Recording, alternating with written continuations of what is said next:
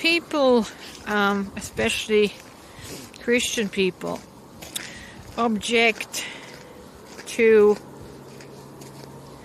the word consciousness, using the word consciousness instead of God. And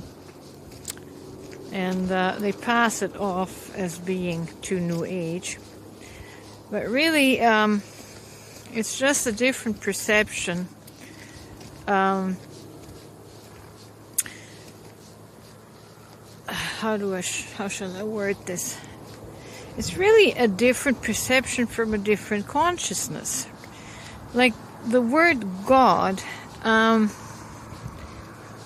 in its very nature of the definition, in the Christian definition, is a non-expansive, absolute, final word.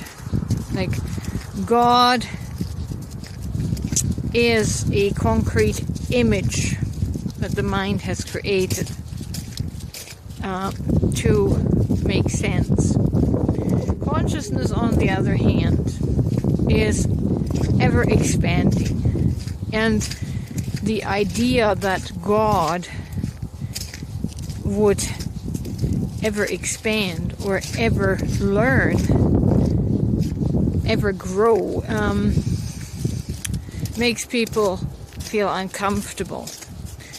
But it makes one feel uncomfortable when we are behind the firewall of ego and live in a separated reality, right? We want to have an absolute authority figure that holds everything in place in order to have stability, right? The idea of constant flex, constant movement feels too unstable to an ego or the natural mind that wants things to be predictive, calculable, and dependable, right? So that's where these two angles of perceptions come from.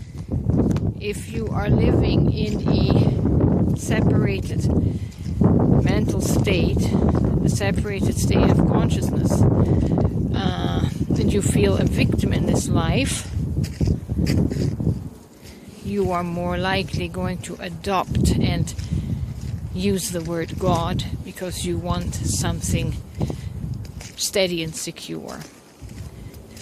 But one thing I am noticing, the people who, again, mostly Christian people who use the word God are very rigid. They're also very rigid, very rigid as in black and white, good and evil, in their relationships, right? They judge by outward appearances because they don't have the awareness of, in the sense of consciousness, because consciousness permeates everything, right? God does not permeate everything. The word itself does not lend itself to the idea of permeating everything. But consciousness permeates. Consciousness is found everywhere in creation. I was listening to a video just yesterday. I forget the man's name. What is the name? Federico Fogin, I think. He's considered the father of AI. He was talking about this, right? That consciousness exists in a tree, even though a tree does not have a brain. So consciousness does not come from the human brain, because everything in nature is conscious. A crystal is conscious. A stone is conscious. Right? Just because we don't see it move we think it doesn't vibrate, but it vibrates very, very slowly. And there is energy in stones, because stones are made up of minerals, right? And our bodies are composed of minerals, of the earth, of the dust of the earth. So everything is connected, and consciousness, or quote-unquote God, empowers and powers everything.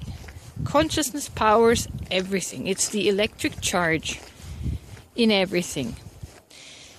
So, but the reason why I wanted to point out the difference between the word God and the word consciousness is that those who